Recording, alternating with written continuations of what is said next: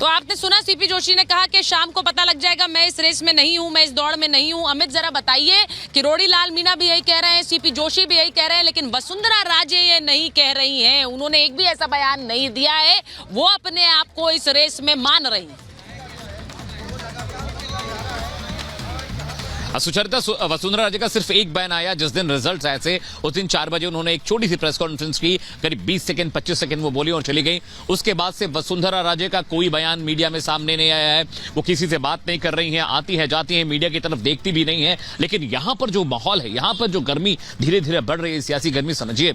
6 विधायक पहुंचे हैं, एक निर्दलीय गोपाल शर्मा के अलावा 4 और विधायक हैं। पूजा पाठ का दौर चल रहा है और बताया जा रहा है कि बगलामुखी मां की पूजा अंदर चल रही है। इसका पर्पस 2 होता है सुचरिता, एक तो दुश्मन का संहार करना और दूसरा जो आपकी मनोकामना है उसकी पूर्ति के लिए। ये रही दूसरी बात। लेकिन जिस तरह से बीजेपी दफ्तर में विधायकों को पहुंचना चाहिए, उस स्पीड से विधायक वहां भी नहीं पहुंच रहे हैं। आप वहां पर हैं, 10:30 बजे का वक्त दिया गया था, सीपी जोशी साहब वहां पहुंचे हैं, लेकिन तमाम बीजेपी के विधायक अभी तक बीजेपी दफ्तर भी नहीं पहुंचे हैं। 10 बजे का 10:30 बजे का टाइम दिया गया था। वसुंधरा राजे के यहां लगातार मुलाकातों का दौर चल रहा है, विधायक आ जा रहे हैं। 2 विधायक अभी निकले हैं, एक विधायक अभी और अंदर गए हैं।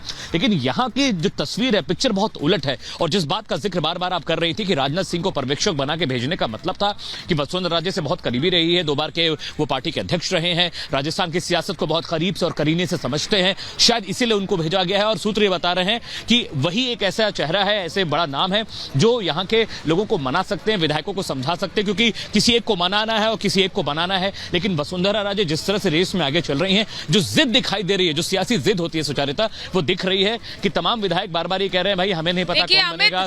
ऊंट किस करवट बैठेगा, ये कहावत संभवतः राजस्थान से ही शुरू हुई है, लेकिन आज इसके मायने समझ आ रहे हैं। राजस्थान में ऊंट किस करवट बैठेगा, किसकी ताजपोशी होगी, सरप्राइज होगा या कोई ऐसा नाम जिसकी चर्चाएं हमने पहले की हैं, ये पता चलेगा आज दोपहर बाद जब विधायक दल की बैठक होगी। एक रिपोर्ट देखते हैं।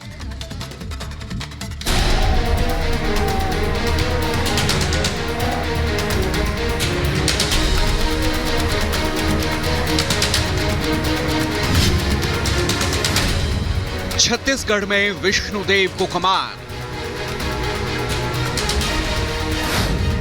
एमपी में मोदी को भागे मोहन,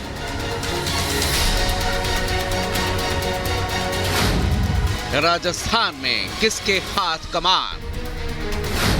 छत्तीसगढ़ में बीजेपी ने विष्णुदेव को कमान सौंपी, मध्य प्रदेश में मोदी के मन को भाए मोहन। अब राजस्थान में किसके हाथ कमान, ये सवाल सबके जहन में है।